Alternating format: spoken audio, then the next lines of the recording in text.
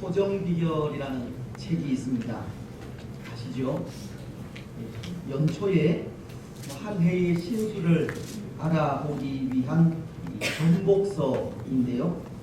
조선시대 이지함이라는 분이 쓴 책으로 알려져 있습니다.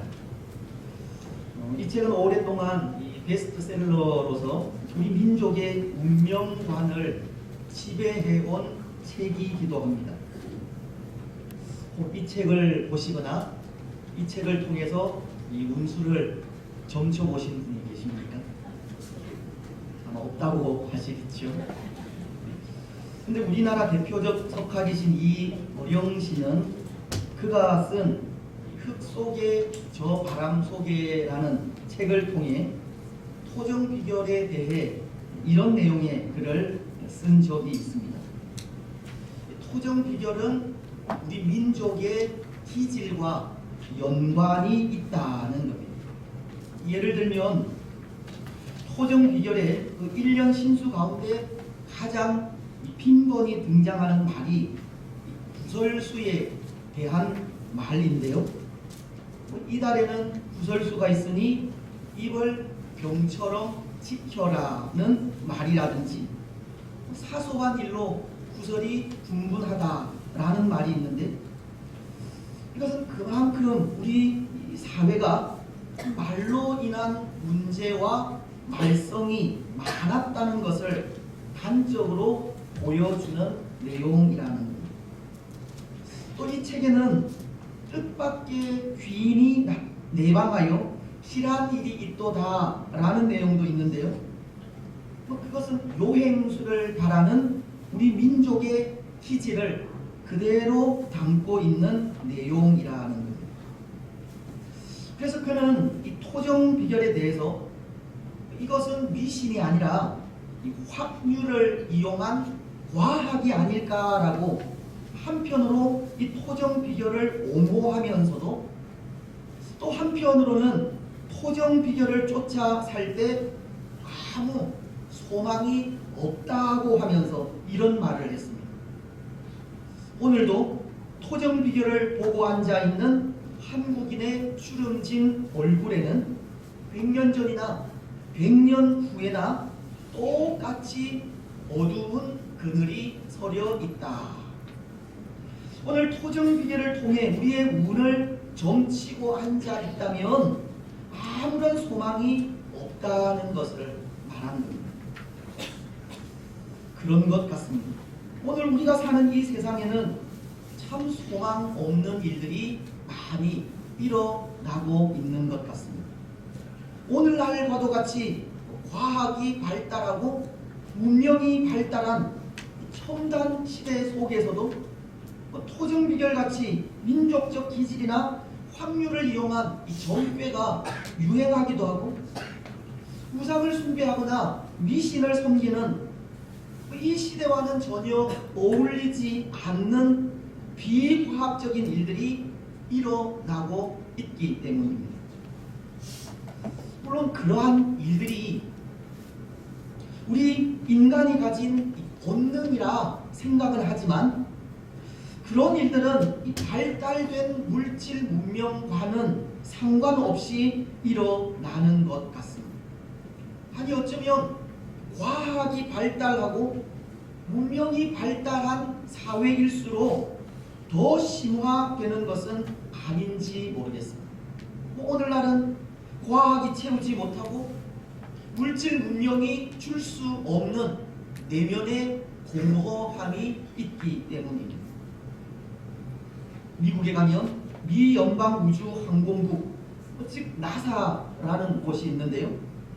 그곳에 있는 과학자들은 미신과는 전혀 상관없는 사람들처럼 생각이 되지만 그들 중에는 부적을 지니고 미신을 따르는 사람들도 있다고 합니다. 그들이 미신을 신봉하거나 믿어서가 아니라 과학이 해결해 줄 수 없는 갈급함을 채우기 위해서라는 겁니다. 여러분, 오늘 우리가 읽은 본문에도 보면 바울 일행이 찾아간 곳이 있는데요. 그것도 그런 곳이었습니다. 우상이 가득한 곳이었습니다. 오늘 16절은 이렇게 말씀을 하시지 않습니까? 바울이 아덴에서 그들을 기다리다가 온 성에 우상이 가득한 것을 보고 마음에 격분하여.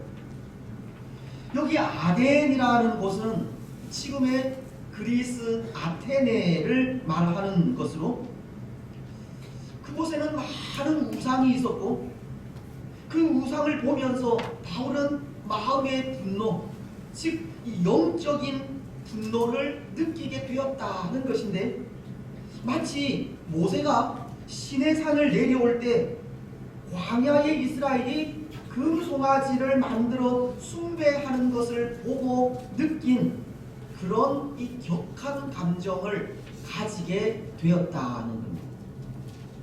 바울은 우상 숭배를 싫어하시는 하나님의 마음으로 분노하고 있다는 겁니다.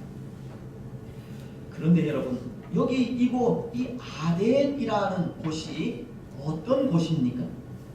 이 아덴은 당시 세계에서 가장 지성적인 도시였습니다. 고린도전서를 보면 1장 22절은 이렇게 말씀하시는데요. 유대인은 표적을 구하고 헬라인은 지혜를 찾으나.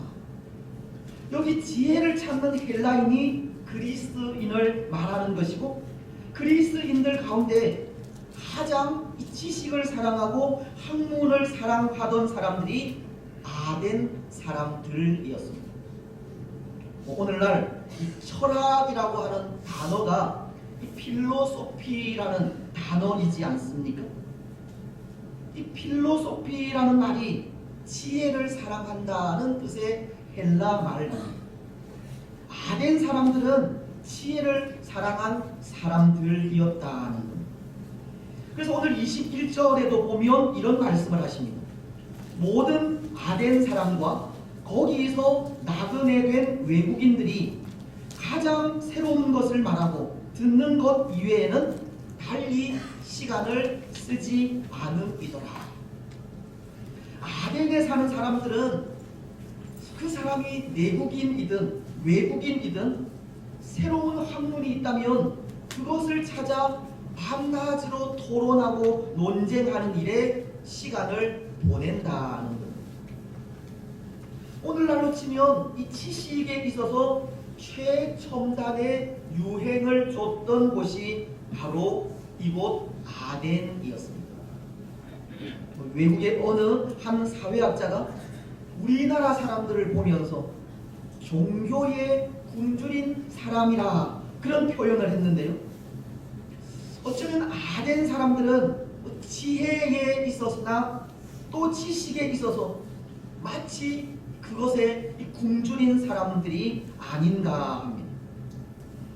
그래서 이런 것들을 생각하면 사실 이 아덴이라고 하는 도시는 우상이나 미신적인 것과는 전혀 상관없는 도시로 생각하게 됩니다. 그렇지 않습니까?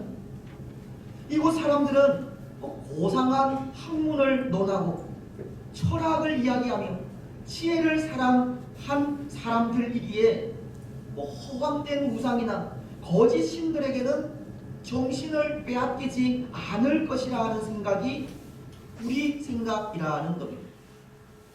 그런데 이곳 아덴 사람들은 어떻습니까? 16절은 바울이 아덴에서 그들을 기다리다가 온 성에 우상이 가득한 것을 보고, 이곳 아덴은 그 아크로폴리스 광장 위에 파르테논 신전과 에크테리온 신전 등 이 수많은 신전들이 질비한 우상의 도시였습니다. 아덴이라는 곳은 우리의 생각을 여지없이 허물어뜨리고 있는 겁니다. 우상이나 미신과는 전혀 상관없어 보이는 이 도시가 사실은 도시 전체가 우상이 가득한 곳이었습니다. 그들은 지혜와 학문을 사랑하고 발달된 문명을 자랑하며 철학을 논하고 있었지만 오히려 그들 가운데에는 악한 영의 세력이 더욱 활개를 치고 있었던 겁니다. 여러분, 이것은 어쩌면 오늘 이 시대도 마찬가지라 생각합니다. 오늘 우리가 사는 이 시대도 지식과 과학이 발달하고 문명은 발전했지만 악한 영의 세력이 더 활개를 치고 있기 때문입니다. 어쩌면 과학이 채울 수 없고 문명이 채우지 못하는 우리 내면의 공허함을 악한 영의 세력이 이용하는 것 같기도 하고, 때로 지식과 과학으로 채우려는 우리 내면의 그 틈새를 사단은 귀신과 우상으로 대신하려 하고 있다는 생각을 하기도 합니다. 물질 문명이 발달하고 또 과학이 발달할수록 이 공허해지는 우리 마음의 빈 공간을 이 사단은 악한 것으로 채우려 한다는 겁니다. 여러분, 오늘 이러한 일들을 우리가 생각할 때 우리는 우리의 마음을 얼마나 잘 다스려 가야 하는지 모릅니다. 우리 마음의 빈 공간을 잘 관리해야 한다는 겁니다. 마태복음은 12장 43절로 45절을 통해 이런 말씀을 하시는데요. 더러운 귀신이 사람에게서 나갔을 때에 물 없는 곳으로 다니며 쉬기를 구하되 쉴 곳을 얻지 못하고 이에 이르되 내가 나온 내 집으로 돌아가리라 하고 와보니 그 집이 청소되고 수리되었거늘 이에 가서 저보다 더 악한 귀신 7을 데리고 들어가서 거하니 그 사람의 나중 형편이 전보다 더 심하게 되느니라. 이 악한 세대가 또한 이렇게 되리라. 예수님께서 한 사람의 마음에 있는 귀신을 내어 쫓으셨지만 그가 이 청소된 자신의 마음을 관리하지 못할 때 더 악한 귀신 7이 그 마음에 들어와 거하게 된 것을 말씀하고 있듯이 오늘 우리 마음을 관리하지 않으면 사단은 우리의 그 공허한 그 빈 마음을 온갖 악한 것으로 채우게 되는 겁니다. 여러분, 오늘 우리는 어떤 것 같습니까? 혹 오늘 우리에게도 채워지지 않는 마음의 빈 공간이 있지는 않습니까? 공허한 마음에 무언가를 갈급해하고 있지는 않습니까? 우리는 우리 마음을 채울 또 다른 영을 찾아 헤매고 있지는 않습니까? 하지만 그 어떤 곳으로도 우리 마음의 빈 마음을 채울 수 없습니다. 그 어떤 곳으로도 우리 내면의 공허함을 채울 수 없다는 겁니다. 우리의 마음을 만지시고 우리의 갈급함을 채울 수 있는 분은 오직 예수 그리스도 밖에 없기 때문입니다. 우리의 갈급함을 채울 수 있는 것은 예수 그리스도로부터 나오는 생명수이기 때문입니다. 요한복음 4장에는 예수님을 만난 사마리아 여인에 대한 기록이 있는데요. 그 여인은 이 영적인 목마름이 있던 여인이었습니다. 그래서 그 목마름에 그는 그들 조상들이 예배한 이 그리심 산에 가서 예배하기도 하고 또 유대인들의 예배처인 예루살렘에 가서 예배하기도 했지만 결코 그 마음의 갈급함을 채울 수 없었습니다. 영적인 목마름을 해결할 수 없었다는 겁니다. 그래서 예수님은 그 여인에게 이런 말씀을 하셨습니다. 요한복음 4장 14절을 통해서인데요. 내가 주는 물을 마시는 자는 영원히 목마르지 아니하리니 내가 주는 물은 그 속에서 영생하도록 솟아나는 샘물이 되리라. 예수님은 예수님이 주시는 물은 우리 사람의 가장 이 근본 문제인 영적 갈증을 해결하는 물이라고 하시면서 그 물을 마시는 사람은 그 속에서 끊임없이 솟아오르는 신비한 속성으로 인해 영원히 목마르지 않게 될 것을 말씀하시는 겁니다. 예수님은 메시아로서 참된 평화, 참된 만족, 참된 생명을 주실 수 있다고 말씀을 하신 겁니다. 그러자 그 여인은 이런 고백을 합니다. 요한복음 4장 28절로 29절은 여자가 물동이를 버려두고 동네로 들어가서 사람들에게 이르되 내가 행한 모든 일을 내게 말한 사람을 와서 보라. 이는 그리스도가 아니냐 하니.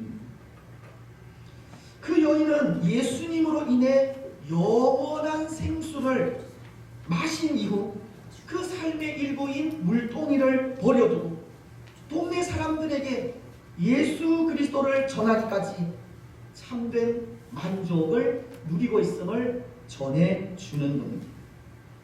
오늘 우리의 빈 마음을 채우고 우리의 영혼의 그 공허함을 채우실 분은 오직 예수 그리스도라는 겁니다. 때로 오늘 우리 마음의 공허함을 채우기 위해 또 다른 것을 찾아 헤매다간 우는 사자와도 같이 두루 삼킬자를 찾아다니는 그 사단에게 우리의 영혼을 빼앗길 빌미를 제공하게 되고 사단의 역사에 넘어져 다시는 돌아올 수 없는 길을 가게 될 뿐입니다. 예수님께서 주시는 영원한 생명수를 받아 마시지 않으면 우리 역시도 허망한 것에 우리 마음을 빼앗기고 잘못된 길에 빠져 하나님을 떠나게 된다는 것. 그렇습니다. 사랑하는 여러분, 오늘 우리는 우리 마음의 빈 공간을 예수님께서 주시는 생수로 채우시기 바랍니다. 때로 우리 속에 찾아오는 영적인 갈증을 성령의 담비로 충만하게 하시기 바랍니다. 혹이라도 흔들리는 마음에 사단의 유혹으로 넘어지거나 악한 것에 빠지지 않도록 예수 그리스도로 충만하시기 바랍니다. 세상이 줄 수 없고 세상이 알 수 없는 참된 만족을 예수님으로 인해 누리시기 바랍니다. 그리고 또 하나, 오늘 이 땅 위에 악한 영의 세력이 역사하고 미신적이고 우상적인 것들이 활동하는 것을 보면서 우리는 바울의 심정을 가져야 합니다. 여러분, 오늘 바울은 보십시오. 그런 아덴이라는 도시 전체에 우상이 가득한 것을 보고 마음에 격분이 일어났습니다. 16절 하반절은 이렇게 말씀하시기 때문입니다. 마음에 격분하여. 그에게 마음의 분이 일어났다 하는 것은 하나님이 아닌 우상이 하나님처럼 영광을 받는 것을 보고 이 영적인 분노가 일어났다 하는 것인데요. 그 분노가 앞서도 말씀을 드렸듯이 마치 모세가 시내산을 내려올 때 광야의 백성들이 금송아지를 만들어 숭배하는 것을 보고 느낀 그런 이 격렬한 감정을 뜻하는 것. 여호와 하나님은 그의 백성들이 다른 신을 섬기고 절할 때 질투를 느끼는 분이시듯 바울은 하나님의 그 마음, 질투의 마음이 생기게 된 겁니다.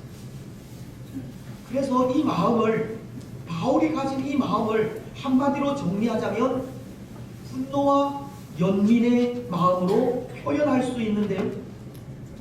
바울은 한편으로 하나님께 돌릴 영광이 우상에게 돌아가는 것을 보고 분노를 느끼게 되었지만 또 한편으로 하나님 없이 사는 그들의 모습에 연민도 느끼게 되었다는 겁니다. 여러분, 오늘 우리가 이 바울의 심정을 가져야 한다는 것이 그것입니다.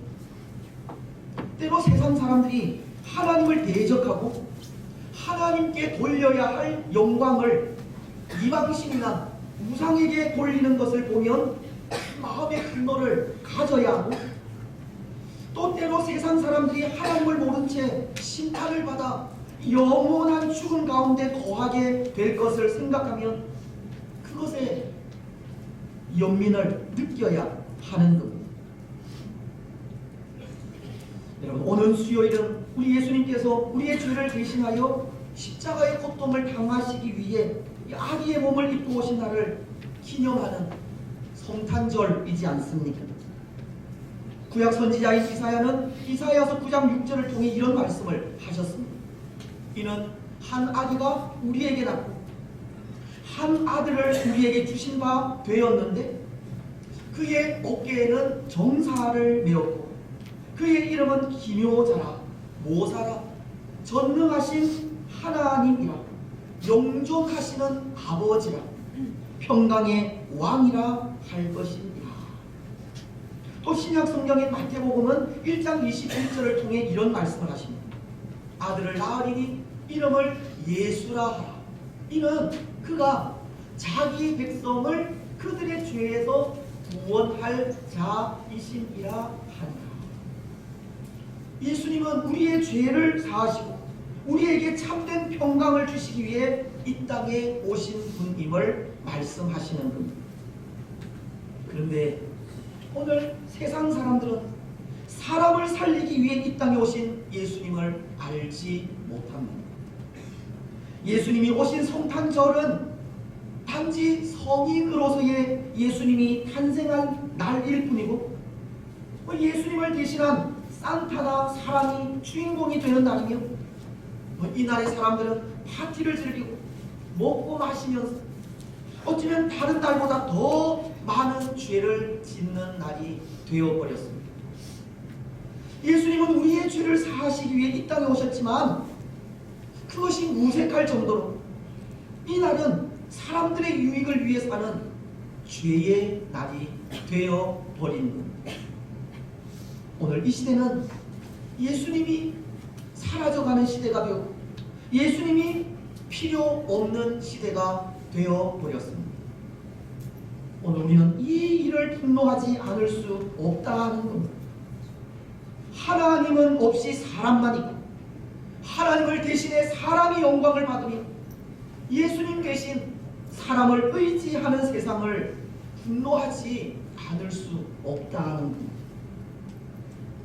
물론 우리 사람은 하나님의 형상대로 창조되었기에 존귀히 여김을 받아 마땅하지만 사람은 창조주가 아닙니다.